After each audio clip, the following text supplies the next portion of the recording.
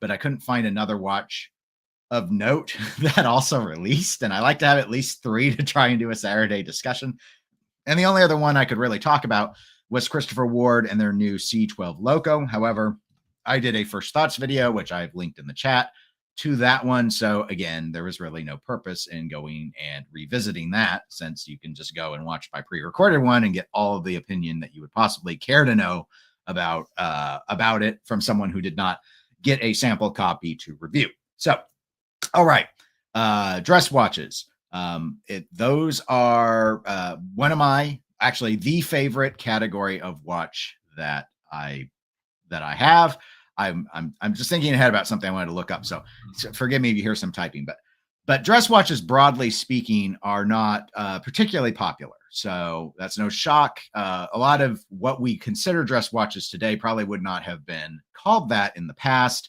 They would have been seen as just standard watches. But as time has gone by, as dive watches came out, as chronographs rose in popularity, as people began to embrace the design language that was in pilot watches, as field watches from the military started to enter more day-to-day use, we've seen a variety of fronts or reasons for people to go ahead and embrace dress watches as a category, part and parcel to watches as a whole, but segregated from the more sports watch lineup. But as time has gone by, we have obviously seen people become more and more interested in the sports lineup of watches, or the more generic do anything, go anywhere style watches, and dress watches have paid the price for that.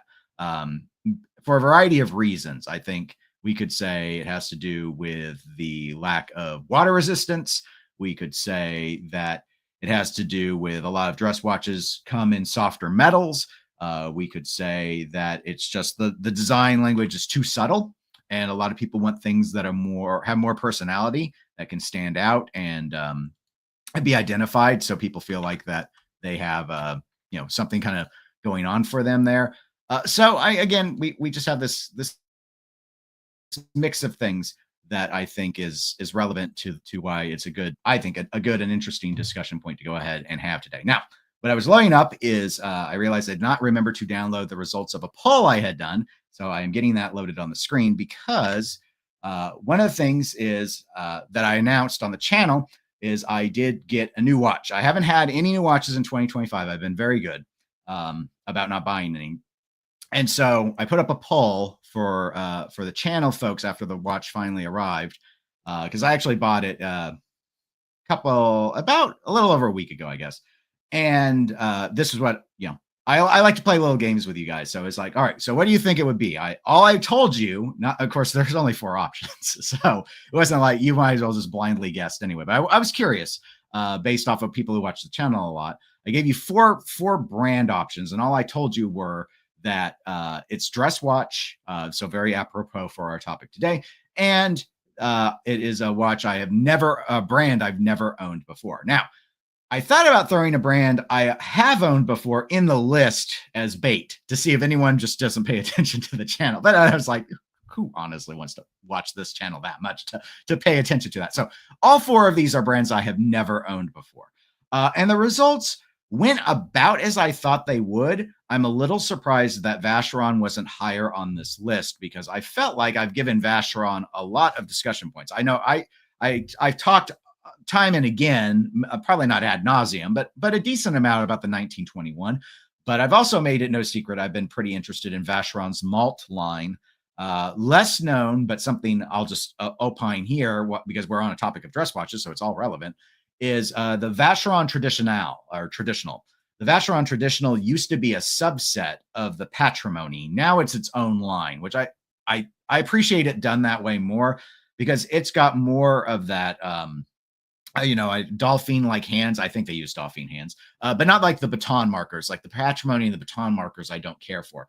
Vacheron's Traditional line of watches with that handset and dial configuration is right up there with the Calatrava for me. So much so that I'm at the point where I think I probably, it depends on the version, but broadly speaking, collection to collection, I think I probably prefer the Vacheron's Traditional line more than the Calatrava, which it was not that way. Like, I easily like the Calatrava more than the Patrimony. I like it more than the Saxonia. Like, there are a lot of those sort of simple conservative style basic dress watches that I think the Calatrava just sort of leads the way on for a variety of reasons. I think a lot of people would agree with me on that. Anyway, waxing on a little bit about Vacheron. So Vacheron 19%. Chopard. I wasn't surprised Chopard was at one of the top two. But what surprised me was obviously that it was so disproportionate. I know I've talked a lot about like their 1812s. I've talked a lot about anything in the LUC line. And Chopard lately has been making all the right moves, in my opinion, in the LUC line. I think the new ones look even better, broadly speaking, than the old ones, and the old ones look pretty good too. So, plus they take a huge bath secondhand. Vacheron does pretty well. Like, if you want a deal on a dress watch, Vacheron used is not a bad path to look. But Chopard takes an even higher percentage of loss.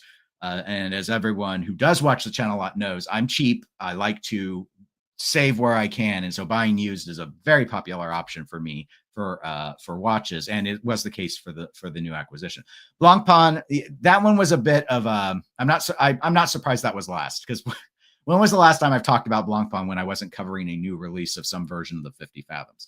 But with like their Villeray line and stuff, there actually are a number of them that I really like quite a bit. But no, those were not the ones. The 13% option of Patek Philippe was the correct answer in this particular instance. So if you guessed that, congratulations. And the new watch that I picked up is one of the old Gondolo series. I'll have a close-up picture here so you don't have to worry about how bad this webcam will zoom in on it. But this model line does still exist. It's a rectangular watch line, Art Deco aesthetic. This version is actually the 5124J. The current gondolas are, to my knowledge, are all oriented for women. I think they're all 6 figures new, and they're like bejeweled with diamonds and stuff. But back in the day, this watch was their celebration of rectangular designs. And unlike what Patek does nowadays with the Cubitus, this is a display case back watch, and the movement is fitted. It's shaped. It's a rectangular movement for a rectangular watch. So I know they can do it. They just didn't do it on the Cubitus. And the issue there was just I used to own a Reversa, and I really liked the Art Deco aesthetics of it.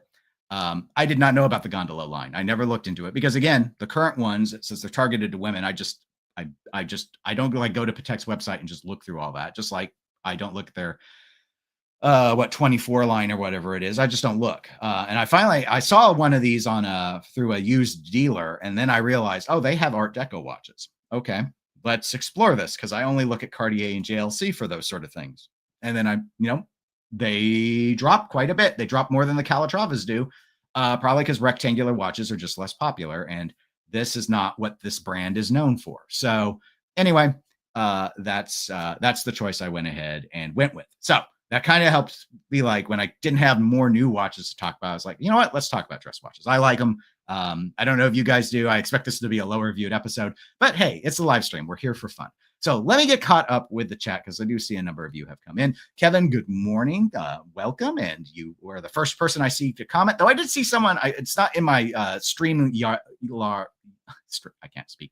My StreamYard log. However, I do see when I posted my link live that Joe Bolt apparently came in before the show was live to say that he loves this topic. And I now actually see his good morning message. So say hello to you, Joe Bolt. Tuna, thank you for being here and for being a 99-cent club member. I do appreciate it. Arthur, good morning, Arthur. Hope you enjoy the topic. Matthew, thank you for being a club member as well. Ristful Ignorance, hello to you. And he notes he likes the Christopher Laward Loco. Not a design I care for personally, as my video goes over. A very attractive watch, but not a watch I would gravitate towards. I just talked about how I like Vacheron's tradition. The tradition line from Breguet, I do not like. I don't like it looks nice. I would never wear it. It's too open work, dial work like that. I like it better by far than skeletonization, but it doesn't. The movement can just be on the back. That's kind of my philosophy. The movement can be on the back. Give me a display case back. Let me see your hand beveled work and your polishing and all that. And all that's top notch out of Christopher Ward. So setting aside my own personal aesthetic choices about the Loco, the only thing that didn't make sense to me. Loco about the Loco, if you will, is it is clearly an integrated sports watch design. It comes on bracelet, it comes on rubber strap. Why is it 30 meters of water resistance? I'm not someone who gets preachy about water resistance. I own lots of watches that are 30 meters of water resistance, and I wear them all the time. If you want sales, you do not do 30 meters, especially in a sports watch. I'm sure there's an interview, or there will be an interview where they explain themselves, but I was gobsmacked that they did 30 meters of water resistance on a watch that's over 13 millimeters thick. It just doesn't make any sense to me. So that's my take. But the watch itself aesthetically is very nice, and the polishing work on the bridges is very attractive. If you have not yet, look at some close-ups. It does look very good. Tuna says, that does surprise me, Dennis, about the Gondolo, but an excellent choice all the same. Tuna says, I quite like the ellipse, just like Trump. Okay, I didn't know Trump liked the ellipse. I know he has a Patek. I didn't know what it was. Yeah, ellipse is one of those where, like, I like the bracelet, like that new the gold link bracelet. I like that. I just can't get into the ellipse either. I like it more than I used to. But I still think, would I like this on me? And I always go, I don't think I would. So maybe I'll try one on sometime, but I don't even think comfort would sway me at this point. Joe Bolt says, Dennis has joined the dark side. Now you can properly criticize the brand since you own a Patek. I just didn't send Theory any money. Some of these, this model, someone had asked somewhere, I think it was on a forum or something, like about when it came out. I'm not quite sure. I think this model dropped in 2008. So if you look at some older versions, you will see that it's Geneva hallmarked. This one's Patek hallmarked, and I think they discontinued this one around. I'm less sure about the finish date than the start date, but I think it was around 2020. So anyway, that's sort of my take on that. But again, it was just sort of like, because I was kind of thinking, well, if I gave Theory's dad the money, but again, it's used. It was. I didn't. I think European Watch Company has one of these for sale, incidentally, box and paper. So it was more. This one was not box or papers. I did reach out to European about theirs, but they weren't very flexible on pricing. And it's a rectangular movement. It's like authenticity is not a concern here.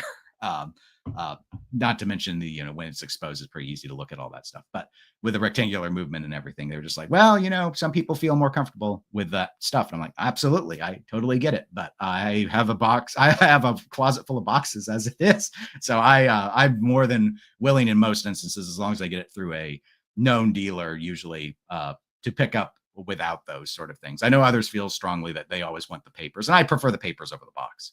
But it is what it is, sort of thing. But there are only certain types of things where you might see a clone that might, once you're experienced, would, I think, really trick you anyway.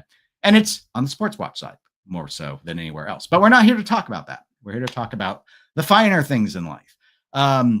But yes, now I guess I do feel I have carte blanche to criticize the brand, at least vicariously. Arthur says, Vacheron L'Historique 1912 has a similar aesthetic in rose gold, limited edition stunner. Trying to remember. I'm sure I've seen it. I don't remember it well, Arthur. I will have to look it back up. Joel Bolt says, is the Loco a true 30 meters of water resistance, though? That's the key. I mean, my takeaway, Joel, is I'm sure it could go deeper than 30 meters. However, they're not like Patek, where they just brand everything as 30 meters now, and it's designed to dive to 30 meters.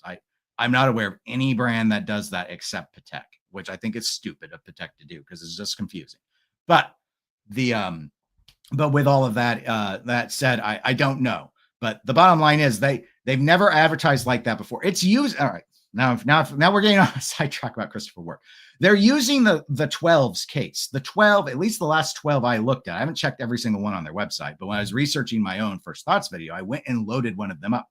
It's 100 meters. Christopher Ward says it's 100 meters. It's the same case, not identically the same. They've downturned the lugs more, but the shape is the shape. So why didn't they preserve the 100 meters? My thought was to make it thin, but the watch isn't thin. So now I have no thought. My thoughts are gone. They floated away. I don't understand it. I don't get it. Ben10, welcome to the live stream, says, yeah, the Christopher Ward Loco is a chunker. It's under 10 millimeters. When I was first doing it, I almost thought it was like 9.75 or so. And then I realized in the spec sheet they sent me, they said without crystal. All right. I'm sorry I'm face palming. Other brands do this as well, but I'm going to say this to Christopher Ward and everyone else. I do not care what your thickness is when there's no crystal. Do I wear the watch without the crystal? Are you sending it to me without the crystal? If not, then it's irrelevant. The watch's thickness is the thickness with all the crystals. That's just how it is. It's like I'm flabbergasted. I actually had a user, a viewer, not a user, sorry, thinking more software oriented. I had a viewer one time complain to me about my complaint about a thickness of a watch, noting that the watch, I think it was an Omega, probably because I criticized them a lot, because the Omega was under 10 millimeters if I took the crystal out. And I'm like, did they sell it that way? Nobody cares. That's a pretend number. This is like I had a Marathon field watch. The diameter was listed as I think 38 millimeters. That was with crown. Nobody measures that way. It was a 36 millimeter watch, which I knew ahead of time, so I was okay with it. But marketing wise, I thought it was very deceptive. Don't go around advertising non-crystal thicknesses and crown included diameters. Those are not real numbers. Now, in the spec sheet that Christopher Ward gave, the reason why I caught it so quickly is they did also include how thick the top crystal was and how thick the display case back crystal was. So they were honest about it. But that is not a valuable number. It's not helpful in any way. So anyway, little minor whine. Thank you, Ben, for the compliment. Seeing a vintage white gold Calatrava recently that I added to my want list. White gold Calatravas. I especially like the slate dial.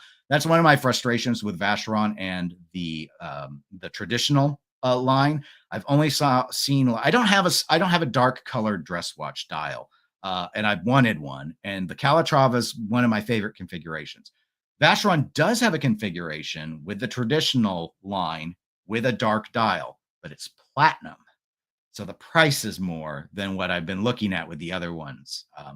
But I don't own a platinum watch, so maybe I should, save my bucks and do it. Patrick with Pocket Watch Time says, just saw your new watch. Congratulations. Love the gondola, or gondolo. I believe it's actually an O at the end. But I kept calling it the gondola because then it makes me think of skiing. I don't ski, but it lets me think of skiing. So I can just imagine all those bougie people out on the slopes. Okay, let's dive into the topic itself that is at hand.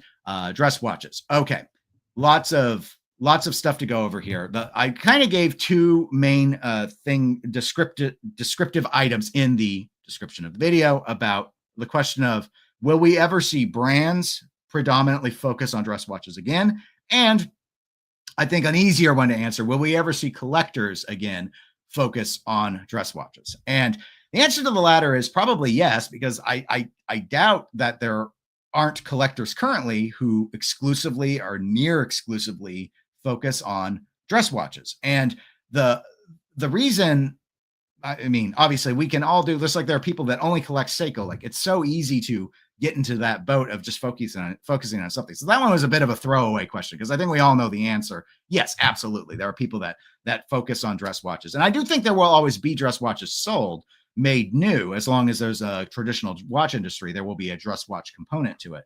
So people will embrace that. But I think the vast majority of collectors find it difficult because our lifestyles today don't feel suited to just getting a bunch of dress watches. And well, if we go way back, regular watches, and again, like when I was opening out the video for you all in the introduction and talked about how they were just watches. They weren't like sports or dress. It's just like a lot of what we feel as a dress watch aesthetic was just a watch aesthetic back in the day, like back in the 50s. But robustness and all of that has become such a key thing. And some of it's marketing now. I mean, we just got done talking a little bit about the Christopher Ward Loco.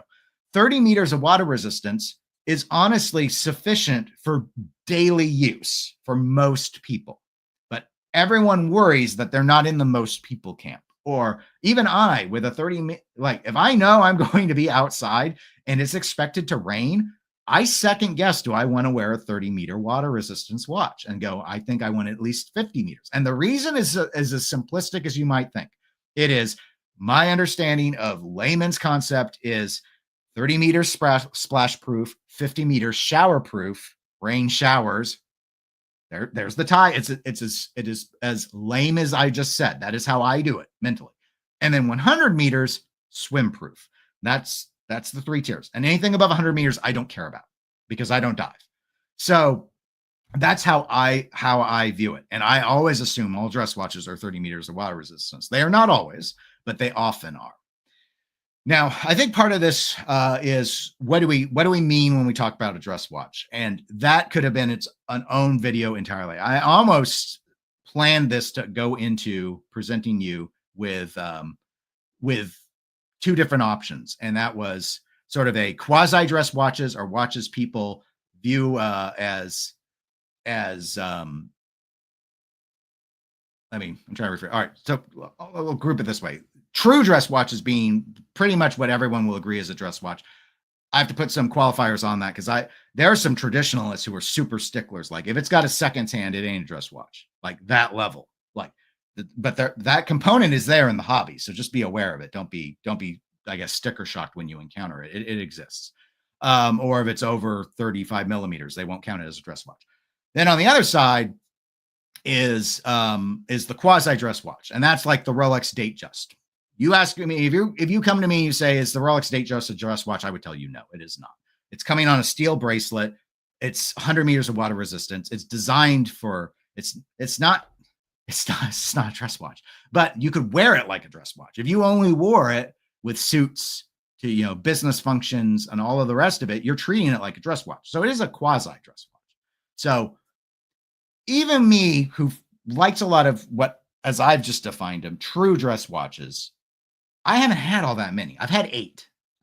So it's not ever been the bulk of my collection. I only have 4 right now.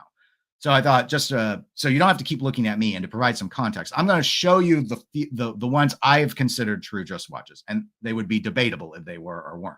So for example, this was not a limited 30 meters water resistance watch. I think this was 100 meters, but I don't really remember. I'd have to look at my photos of the case back. I don't own it anymore. I'll go through the 4 I don't own anymore first, but Ming did a collaboration with Messina Lab for the 1709. And the way I've classified my dress watches is they came on leather, no bracelets. I threw all the bracelets out. My Heritage Grand Seiko out. My Panamanic Lunar from Glashütte, if it had been on leather, I'd have thrown it on this list. I had it on a steel bracelet. I threw it out. Too sporty. So I'm just going to do things that came on leather when I got them. So anyway, so there was this one. The dial design, I think, is very, very clearly a dress watch aesthetic. This was an hour-minute only watch. Very conservative dial construction, conservative leather strap. That sort of thing. It was a steel watch though. Most of mine, it's about half steel, half precious. So that was one that I had that I would consider a dress watch. A true dress watch. The Portuguese from IWC. This one was the 545404, a giant watch. This was like 44 millimeters in diameter, which is why I don't own it anymore for a couple of reasons. One, this one was on the border of the watch wearing me versus me wearing the watch. It was one of my earlier acquisitions. Came on alligator leather strap. This also in celebration of Patrick with Pocket Watch time. This actually used, this is not like the current Portuguesers. This uses a pocket watch movement, a massive movement, really cool to look at from the back. It was hand wind only though. This crown is not very big, and the watch was actually painful to wind. Like once you started to get that torque need was increased when you're trying to fully tighten the mainspring. I actually would have to grab like my shirt or a microfiber cloth or something to finish it off. Otherwise, I would just have these gouges in my hand. And I was like, why am I owning a hand wind only watch that is painful to hand wind? Maybe I needed to toughen my hands up or something, but I was just like, absolutely not. This is not staying in the collection. Very attractive watch though. Again, dark dial, stainless steel configuration. My Reverso, this one was probably the most painful to get rid of. But this one was a little long on the lug to lug. Again, I learned a lot as I owned watches, but it had that nice, easy to read Art Deco Arabic hour marker setup with that sort of guilloche center. Best hand winding experience I have ever had is this watch, including against this Gondolo. Loved the hand wind on the JLC. Very, very comfortable. So I was actually thinking of getting into and getting a smaller reverso and getting back into JLC at some point. And who knows? Maybe at some stage. This was you see the reference numbers up at the top and stuff, but this one is still in the catalog. Also, a really nice leather strap. I don't know anything about Polo and this Polo bootmaker that does the straps for these watches, but it was very supple. And I tend to find calf leather often wears more comfortably to me than alligator. So I did appreciate that. And the last one that I used to have that I consider a true dress watch came on a leather strap as well was Cartier Santos. Now, if this one looks weird to you, that is because it is a quite a while now discontinued Santos 100. It's actually a Santos 100 large. It's a curved case, so it actually wore very comfortably, but this watch was massive. I felt better wearing the Portuguese versus like this felt like I was trying to be Sylvester Stallone or something in a suit with a sort of watch on. So anyway, this one didn't stay in the collection very long, but that's my one Cartier experience happened to be that watch. So those are the ones I used to own. That I sort of would group in as true dress watches. And I'll jump in next to the ones that I currently have, but I do want to go ahead. I see there've been a lot of comments, so I'm going to try and get caught up with chat since this is a live stream and that's kind of the point of it all. So Koji, welcome to the live stream and thank you for being a club member, by the way, does say dress watches will always be niche unless there's a big change back to classic men's clothing. Sports models clearly appeal to the casual crowd. I agree broadly, but if I said it like that, Koji, the video live stream would be 5 minutes long. So we have to draw it. There's a lot for us to ponder here, Koji. We got to dive deeper into it. But collector wise, I know the vast majority of people, even if they like dress watches, tend to have more sports watches. And that's kind of my roundabout thing showing you some of that I've owned before is with all that I've had, I've still had way more sports watches, way more, even though I wear dress watches quite a bit now, but it wasn't that way when I first started collecting. Ben says, I especially love vintage dress watches from the 70s. I like the designs, but I'm a little intimidated by vintage from a quality standpoint. So I, as a buyer, have basically stayed away from them. Ben also adds in, yeah, the times have changed, but I'd wear a dress watch with activewear. Ken, welcome to the live stream, won't be for a while. The corporate culture has changed. Young folks aren't interested in the grind anymore, and most are begrudgingly back to office. I agree with a lot of that. I'll hedge a bit on the grind. Let's not forget that was the big cultural side. And I can't say what age groups did it because I don't know. I didn't know the video demographics, but the whole thing, and again, I'm going to focus in on watches with Timepiece Gentleman, Anthony Farrer and the whole scandal there. That'd be an interesting documentary to do. I don't think I have the energy or the knowledge probably to pull it off properly, but a fascinating story, of course, that's received, national news attention once the whole kind of pyramid collapsed. But him and his ilk that followed, the YouTube side of it, not the business shenanigan side of it.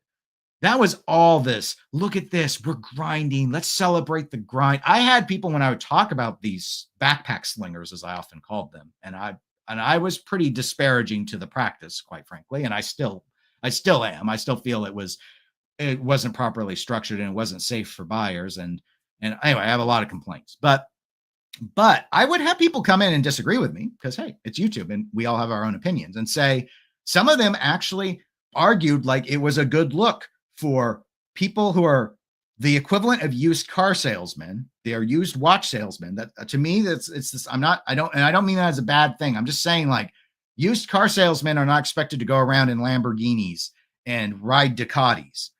So why is it okay for watch people to do it? Just because you sell a luxury product does not mean you yourself own luxury products. You see what I'm getting at? And anyway, there were some that thought that was the reflection of the grind and they wanted to see it and they wanted to just, so now what I would say, Ken, is what they think of as a grind may be very different than what you think of as a grind. You might think of a grind in the way I think of as a grind, which is when I'm in the office like I was yesterday and there was an entire section of our building and no one was in because they were all working from home. And I'm air quoting because I'm assuming they were, but how would I know? But I'm here and my running joke is nobody's here on Fridays because they aren't. And they're clearly not grinding in the office. Maybe they're grinding at home. I don't know. That's a question that's a question beyond the scope of all of this. But obviously, it's coming up a lot because these pressures and these questions about coming back to office, that'll be a fascinating thing. But again, we're getting outside the scope of a watch channel. So Al, welcome to the live stream. Sorry, but worrying about 30 meters of water resistance in the rain is not reasonable. And I've never claimed it was reasonable. I'm just claiming that is what my simple, smooth brain does, is that's the analysis that it runs through. I have never said, hey, it's going to rain today. I'm not going to wear a 30-meter water resistant watch to work. I'm getting again a little bit outside of the scope of dress watches. But if I'm like, it may rain and I was planning to go for a 6-mile walk today, and the watch I was thinking about wearing had 30 meters of water resistance, I absolutely will not wear that watch. I just won't. It should be fine, but I'm not going to bother to take the chance of it. Now, I don't have a lot of sports style watches. I don't think I have any anymore that have 30 meters of water resistance. But in my head, looking on that Christopher Ward C12 Loco on a rubber strap, I would think that is a watch I can wear on a 6-mile walk. But with 30 meters of water resistance, I'd be like, I don't know if I want to, because I've gotten caught in rainstorms doing that, and I just keep walking is my approach, because I don't care about getting wet as long but most of my other stuff's going to be fine, that sort of thing. But anyway, no, it's not particularly reasonable, no. But I never claimed it would be. Ken says wearing a dress watch can be seen as being a teacher's pet. I'd never thought of it that way. So I'll disagree. I don't really see how most people would never even notice your watch, period. So I don't see how you could be seen as, I think how you interact with others would be more defining to that than what you're wearing. Wearing a tie might speak more to that than wearing a watch. Ben says, I'd wear my dress watch in the rain because I usually have on a raincoat. Yes, usually when I have a dress watch on, I have on long sleeves. So it's honestly not a big issue as long as it's hanging out in the rain. Koji says, I'm definitely guilty of wearing a precious metal dress watch with a t-shirt. I do it. I do it here. I can't say all the time, but I do it some of the time. For me, it's a little bit different because I wear dress clothes to work now. And I changed jobs a little under 2 years ago. I wear my dress watches like 5 days a week. I wouldn't normally wear this on the weekend because that's when my sports watches I actually wear dress watches more than sports watches, even though I own more sports watches. So for me, it's almost an inverse to, I think, what the average watch collector would experience at this point, where they wear their sports watches all the time. Dress watches are just for special occasions. For me, I'm in a dress watch usually 4 days out of the week. If I wear like a polo shirt to work one day, I'll put on a sports watch. But otherwise, it's only the weekend that really gets that time. Koji says, it's nice to see, at least in certain areas, that men are getting back into custom clothing. So maybe dress watches will trend back. I'm not a clothes person. Like, I don't really know anything about clothes. The watches are like my one, I guess, aesthetic thing that I'm interested in, mostly because the mechanics have interested me. So I can't say a lot about clothes. My dress clothes are pretty basic, basic sort of things. So just like, do they look professional? Then I run with it. I don't have any, like, my suits have been tailored, of course, but I don't have like a custom made suit. Maybe if I got to Hong Kong or someplace, really famous for doing that stuff. Kansas City, not so much. Ben says, I wear a Patek with a vintage t-shirt, my watch my way. And I would agree. Patrick votes no, that the Ming does not count as a dress watch. That's a fair enough point. I could see that. I'm actually going to throw that back up now that we're getting into the actual part of the chat where I was at. Ben says, I wanted a Ming for about 30 minutes, and then I was like, nah. I got rid of this one because it was uncomfortable. The crown gouged my hand when I would reach into my pocket and stuff. Koji said, tried on a Ming once and had the same problem I think Dennis had. The crown dug into my wrist. Very weird. Yes, no. That's something I've run into a couple times. I'm a little nervous. I'm going to say it, though, because people can, use these things to make their own decisions. That Parmigiani Tonda PF, I've had that, not to the extent of the Ming, but the crown kind of leaving a red mark on my wrist, which is not going to mean a keeper for that watch. Here's the thing, though. I didn't have that problem originally. I am, since the start of the year, I'm down, I think, about 10 pounds. I was gain weight like during the Christmas time period. So I'm actually down about 10 pounds now. I think the watch is loose, but there's no micro adjusts. So I have to either thicken my wrist up or lose enough weight to get to pull another link out. And then I think I would solve that problem. It's just too loose of a watch. The Ming on the strap, it was just a problem. Yeah, I don't know. It's the sharpest crown I ever had. It's not like a tip and point it. It would always just cut into my hand. It was very strange. So I won't entertain Mings anymore because they all still have that same case design. But too bad too, because I really like the look. Ben says, I like vintage IWC Calatravas, but have yet to pull the trigger. I have thought about getting back into a Portugueser. I'd need a smaller one, though. Definitely not going to put up with I wouldn't mind another hand wine, but not a pocket watch movement. Holy cow. This needed a big crown, but I get why they didn't put it on. It would have thrown off the aesthetic balance. Chrono Swiss would have done it, though, guys. Chrono Swiss would have put a crown on this thing. That was giant. All right. Ben says JLC is my favorite right now. I mean, I get why they keep farming the Reverso line. It disappoints me because I don't think it's what's going to save their company, and we can get into that in a moment. But anyway, just one of those aspects.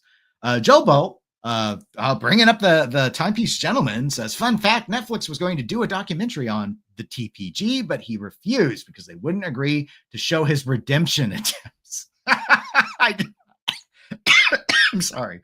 I did not know that. I think I read somewhere that there was a rumor about a Netflix thing, but I didn't look into any detail.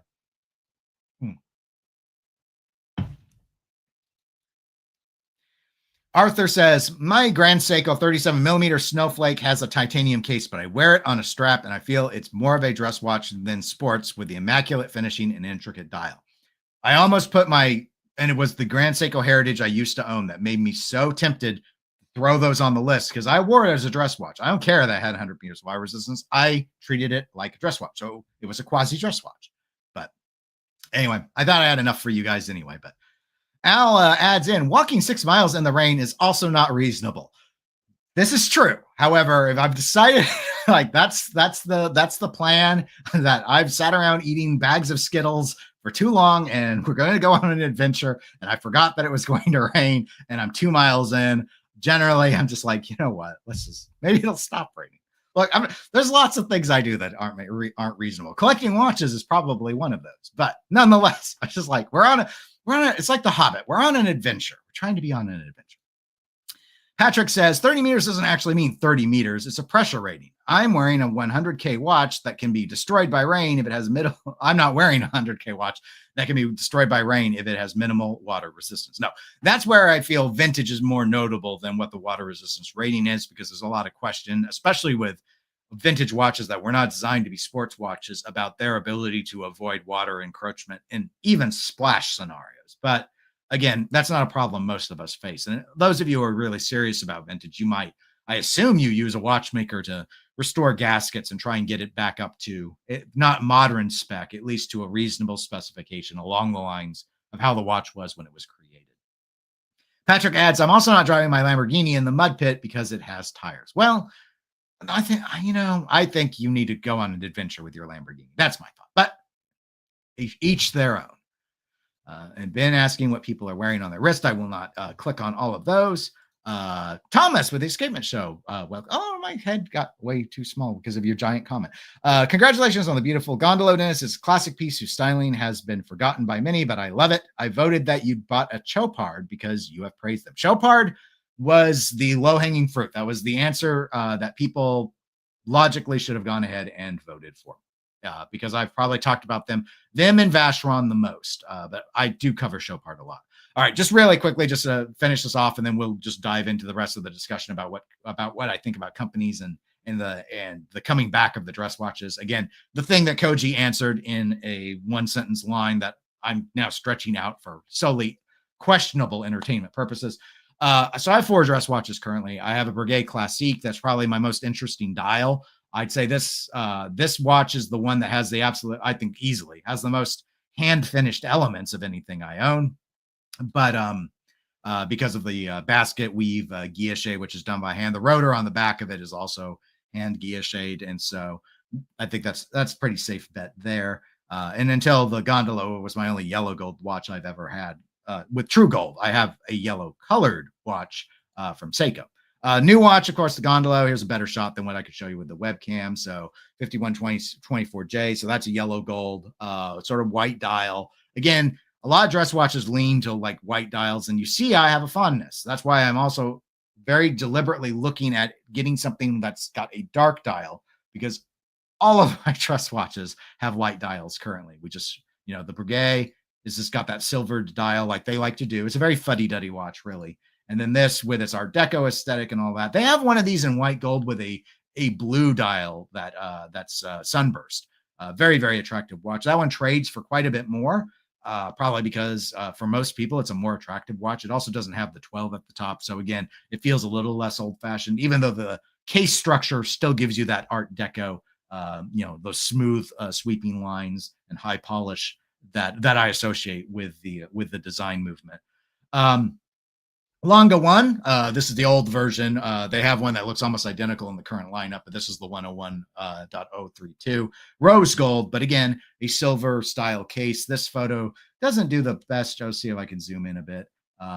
It's a JPEG, so don't expect too much out of it, but it's sort of a frosted style the way they do it, and there is a different texturing that they use for the subdials to give it a little bit of styling to make it easier to easily visually just segregate those in your eye. My favorite watch, not my favorite dress watch, it's my favorite watch, period. Like if I were to liquidate the collection, including this Gondolo, they all go first. The Longa goes last. It's my favorite design. Unsurprisingly, I've worn this watch more than any other. I looked at again, I'm logging. I'll do a video at the start of 2026, but currently I think I've worn the Longa 20 days out of this year so far. So anyway, it's my favorite one. And it's not a winner on all fronts. It's not the best hand wind experience, and it's a hand wind only watch. It's pretty thick for a dress watch, again, to accommodate the movement, the big date aspect to the movement, I think is a great reason for it. It's not a thick watch, but I mean, it's over 10 millimeters, and none of my other dress watches are, to my knowledge. Actually, I know they aren't because I measured them all. And then finally, my one white gold dress watch. This is the Parmigiani Fleurier. It's not the modern Tonda. The modern Tonda PF is a sports watch. The Tonda line used to be a dress watch. I've seen this called the Kalpa Tonda. That's the place I bought it from called it a Kalpa. I've seen other sellers call it a Kalpa and Tonda. Most of the time when you hear Parmigiani Fleurier and you say Kalpa, it's their rectangular watch. The Kalpa line are rectangles.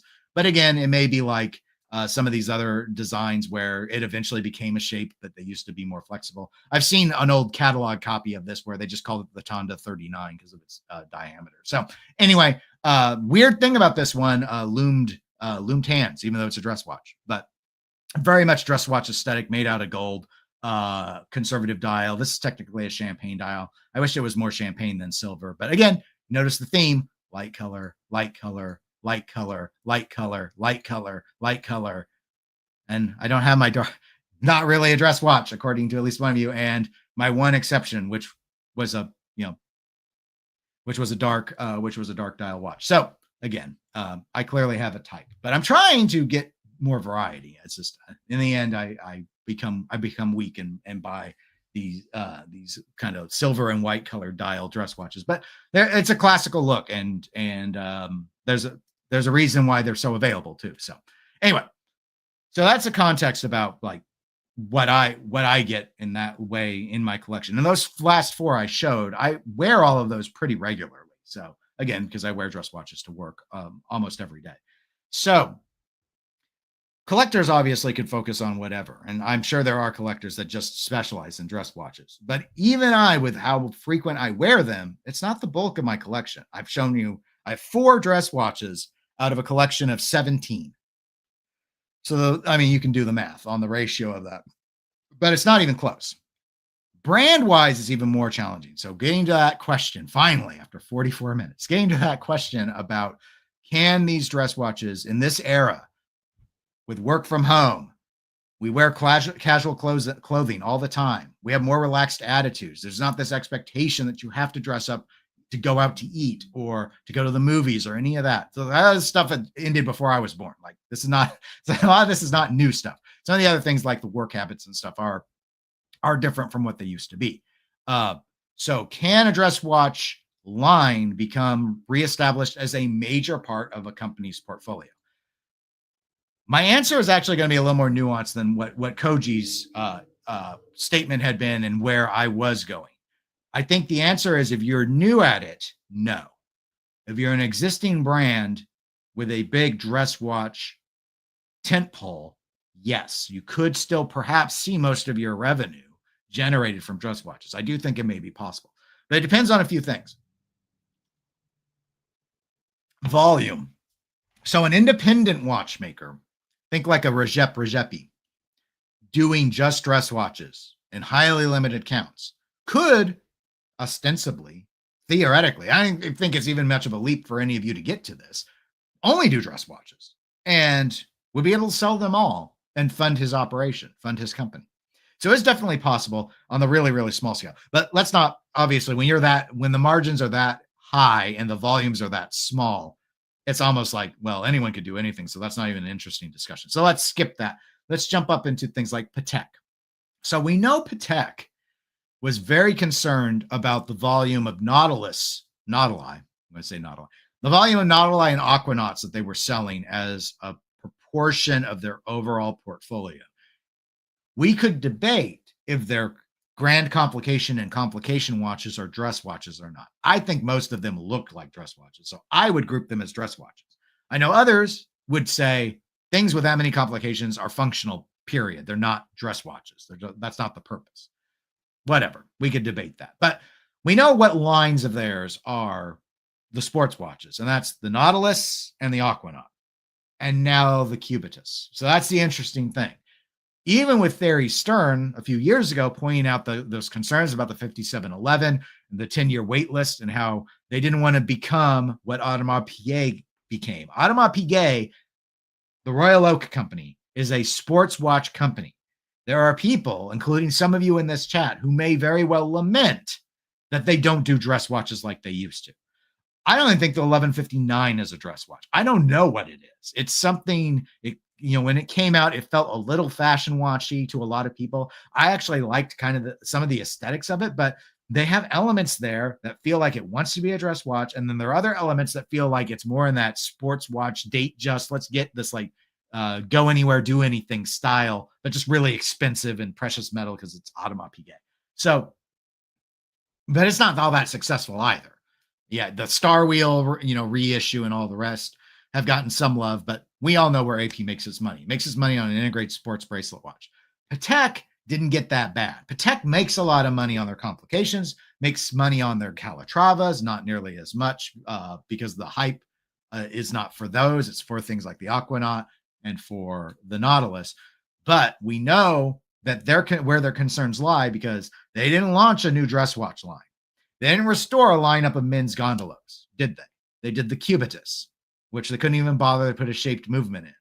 So, because the audience isn't going to care, I think is part of their logic. When they made this, they decided the audience would care enough that they should put a rectangular movement in the watch. Very telling that they now have a watch in steel. They sell for twice as much as they sold the gondolas for new, and they put in less effort on the movement. But so there's even this pressure with a company that, historically speaking, I think most people, if they thought about Patek and weren't watch people, they probably thought dress watch stuff, not Nautilus, not Aquanaut. Not that it had a lot of presence in a lot of places. Can you think of movies where Patek Philippe's in it? The only one I remember is Beverly Hills Cop 2. The lead villain guy at one point had a shot of some, I don't even know what model it was. I think it was a rectangular watch. I don't think it was a gondola though. During one of the heists, like there's just a little short shot of that. And then the first Beverly Hills Cop, there was a reference verbally to Patek Philippe. That was my extent of knowledge about Patek until I got into watches. And I didn't even remember those lines until I saw the movies later. So there's that. JLC, though, would be another example. So JLC is this brand. I think they recognize that their growth potential would be in getting into sports watches, and they haven't been able to do it. I think their bulk of money is definitely coming from dress watches. We could debate if the Reverso counts as a sports watch because it was designed for Paula, but no one wears it that way. Like over half the SKUs, I think, are duo faces anywhere where you can't even flip the watch over to protect it. It's just another time zone flipped over. So that's a dress watch. Plus the Master Control, the Master Ultra Thin. I think we do have a brand there that in terms of the watches they sell, most of their money is coming in on the dress watch line. So it actually is possible, but I think they look at it and they look at the landscape, they look at the work from home, they look at the relaxed styles that we do, not just on the weekend with our families, but that we do when we go out. And they are like, we are the past, we're worried. But everything they've tried so far, they haven't found that hit. So they keep going back to what they know works. And that's here's 50 new reversos, and they're all beautiful, and everyone loves them all, except for the price, because Richemont gonna Richemont. And it is what it is. But I think what JLC worries about is they look into the future, they look into the mirror of Galadriel, and what they see is being Breguet. And Breguet is a brand in, I think, complete free fall. This watch is fuddy-duddy. This watch is old-fashioned. This watch is not popular. This watch I got for over 50% off used versus what it retails for, and that's common for the Classique line. You can find other Classiques you can get even more off than this one. That is not a good sign. Value retention is not to be expected for watches, but that level of depreciation is shocking. And I don't think Breguet has a clue about what to do about it. The closest thing they've got is that the Type 20. I always get the Type 20 and the Mark 20, which one's the IWC and which one's Breguet's. Look, they got the 20. That's their sports watch. And the Marine, which the Marine doesn't look like a sports watch at all. And the 20 isn't all that popular of a watch. And that's it. Everything else is old-fashioned dress watch. And it's good to have some watches like that, but not all of them like this. And so Breguet, and what do they come out with this week? Yet another Classique. Yes, it's a handsome-looking single hand. It's a one-handed watch. It looks nice. It's not going to sell great, just like all the rest of their stuff. It's like Breguet has not figured out how to get with the times, and we can celebrate the great bargains we get with their hand finishing elements on their dials and their rotors and movements as much as we want. And as collectors, we can enjoy that. If you can find a design of Breguet you like, you are easily going to find, in my opinion, you're going to easily find used an excellent, very gently used example at a significant markdown. But eventually, I don't see Swatch keeping this brand. I don't. Then the name doesn't mean anything to anyone anymore. Like, I don't know what their storytelling doesn't make sense. Their watch philosophy isn't keeping up. It's tough. And when I see Breguet, I go, this is the poster child for what happens if you think that the world is a dress watch world. They haven't been able to figure it out and pivot in a way. And maybe JLC has an easier time of it because maybe they don't move as many reverses as I think they do, but perhaps they're still selling a lot of movements to other brands that want to, make an Ebosh version of something. Not as much as they used to, because the pressure for in-house is so high now from luxury stables. But, I don't know. But Breguet just doesn't got anything going for it, and it's really unfortunate. So in that context, can dress watches come back? If you're like on the downturn, there's absolutely no reason in my mind you would ever put your eggs into a dress watch basket. I can not imagine a micro brand launching with a dress watch. I can't. It's something you roll out with later. Baltic has some very attractive dress watch designs, but I don't think that's the bread and butter of what they're making their money on. So anyway, that's my super arc of, so can dress watches make a comeback into popularity? Yeah, kind of. They'll never be what they were. Again, let's not think like 100 years ahead. Let's think in reasonable time frame. In the near to midterm future, no, they're not going to make a comeback. There might be some fads where they'll surge back in. There could be a fashion fad where guys are going out in sports jackets again, and a dress watch is going to seem like an attractive option. But within a few years, I think that cycle will fade away. Just like we've seen, we're well past the peak of the integrated sports bracelet model coming out. And now we kind of laugh when we see one or two new ones in a year, when it felt like we were seeing 6 to 10 in 3 or 4 years ago. So those sort of things could happen, but not enough to bring it like it was. There's just too many people want dive watches, pilot watches, field watches to ever get us back to that. Not to mention, you know, when you start getting into the dress watch space, are we talking about other materials? Are you going to insist on precious metal? Are you cool with dress watches being stainless steel? There's some debates to be had with that because of the sameness, unless you get different. And people are reluctant to have PVD coatings and stuff because of the wear. So, again, it varies a little bit, but no, I don't see it happening like that.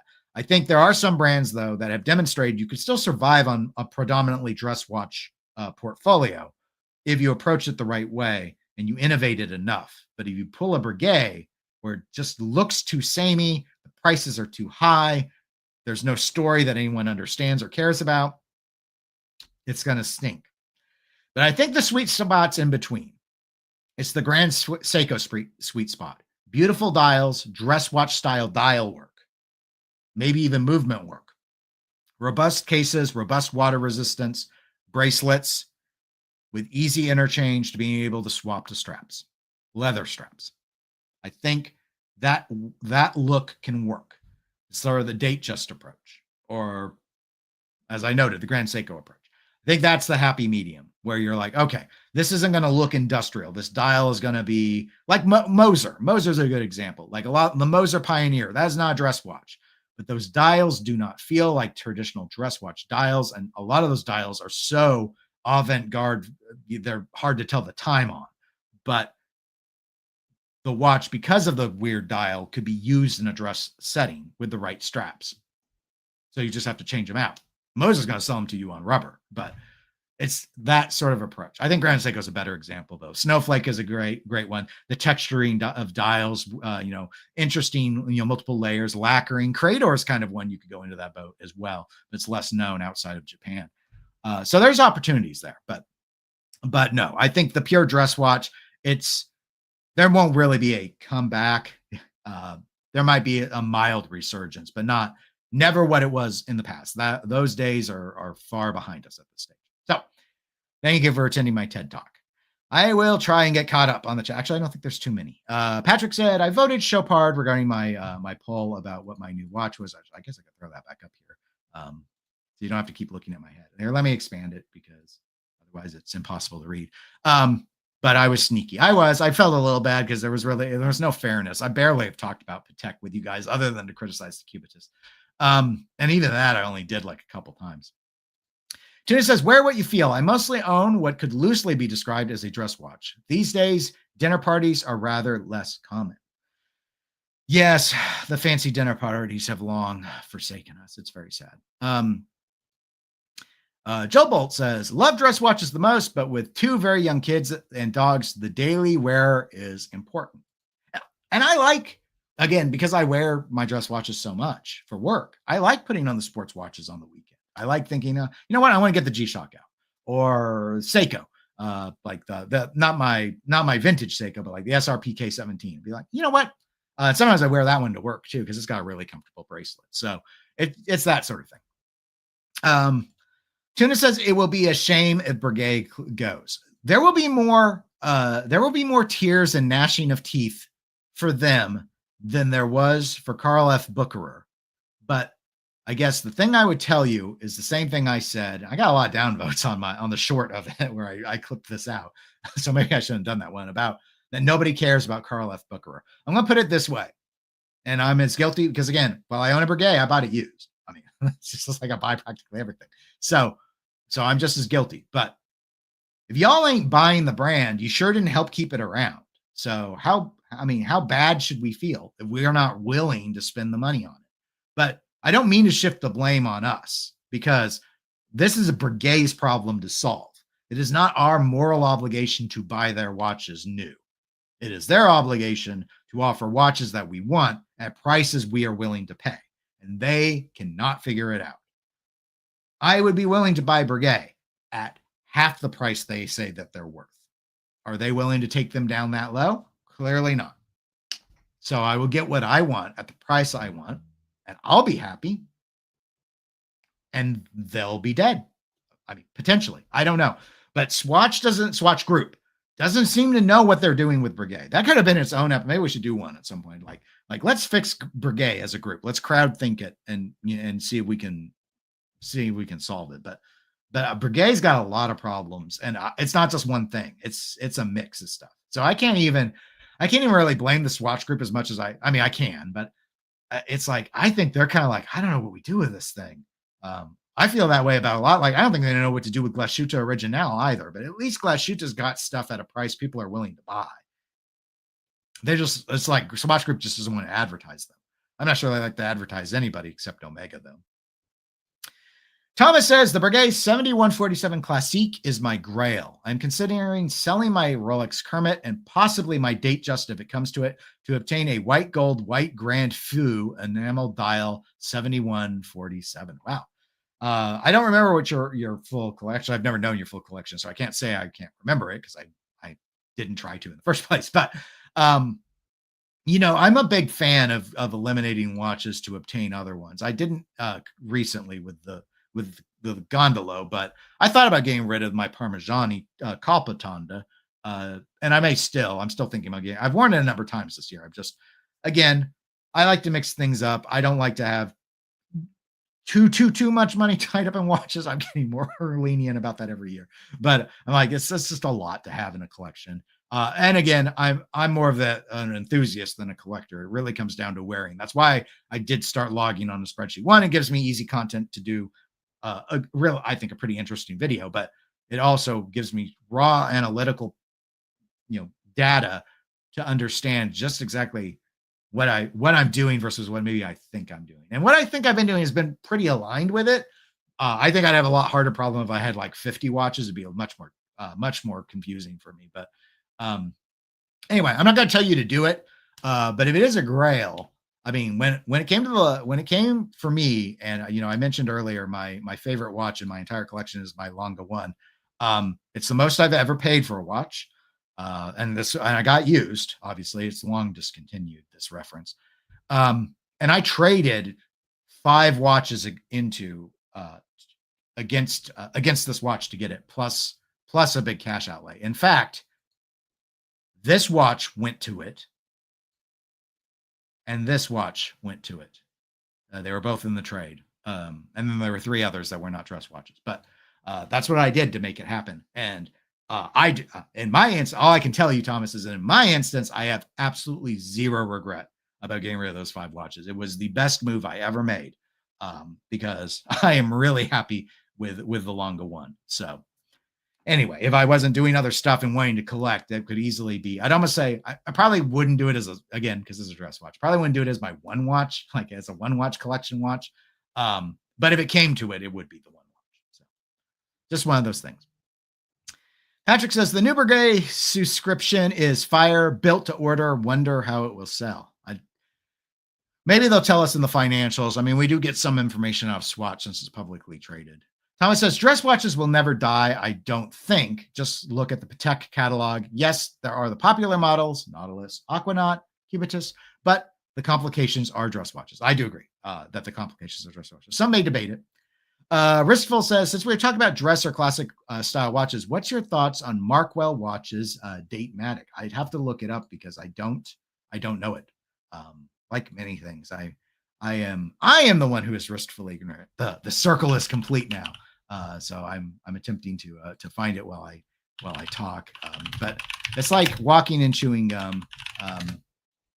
Now I don't have a screen share active right now with the browser. So let me see if I can get that. I know everyone loves sitting through this part.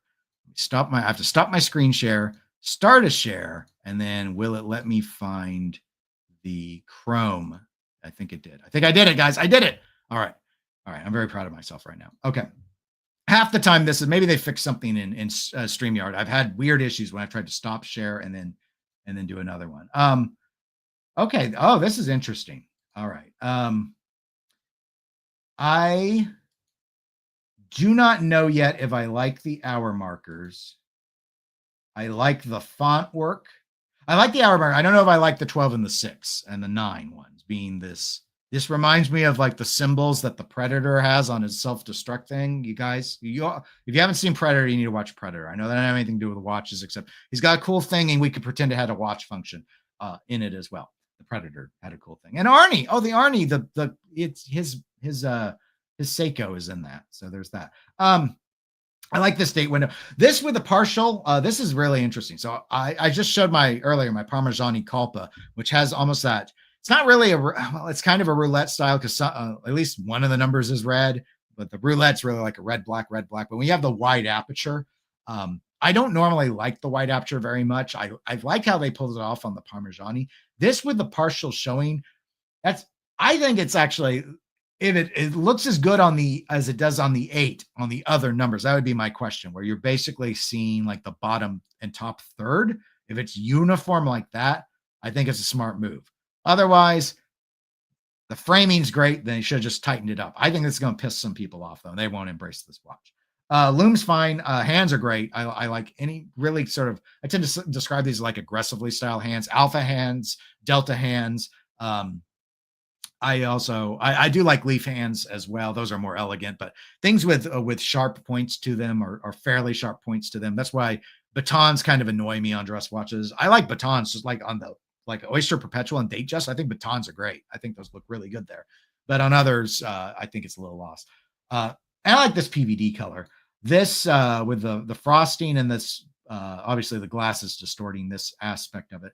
In some ways, I'm getting almost Glashütte Original the 1960s vibes. I think a lot of that's just the crystal and some of the marker shapes.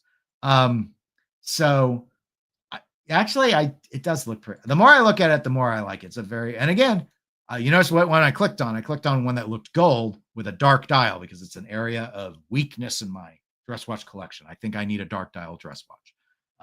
I just haven't done it to buy it. So I actually think, I want to look at more. I'm not sold yet on the 12, 6, and 9 markers. Other than that, I think it looks pretty good. And I like the date window myself. I think they've really, it's like, hey, instead of like, oh yeah, here it is at the 3 and we'll try and make it so it's like, no, it's kind of like throw it in your face. And again, because they've done a fairly large 9, this very large framing gives it really good balance. We could nitpick. It's like it is cropping into the center here, whereas none of these markers do. They stay in the radial brushing section. So again, not as balanced as I might like. Undoubtedly a side effect of the movement that they chose, but interesting nonetheless. Anyway, just some thoughts. Don't know if they were particularly helpful or not, but anyway. Okay. Let me go ahead and see where we were at. Arthur asks, do you think the new Tudor Black Bay Burgundy is flashy enough to be worn as a dress watch? Well, normally for dress watches, I would say we would want them not to be flashy. Dress watches, at least my philosophy on dress watches is we want them to be subtle. I think it's too flashy to be a dress watch, actually. Now, I really like that watch, and I'm still thinking about, as a next sports watch, getting that one. Might not be my next sports watch because I'll probably buy it used. But we'll see, or gray. I don't think I know I won't pay retail for it, but I had a red watch before, but it's such and the black, it's a dive watch. And I think red and dive looks really good. I had a Cano from Orient, which was a really nice red dial. It was just, the watch was so big is why I got rid of it.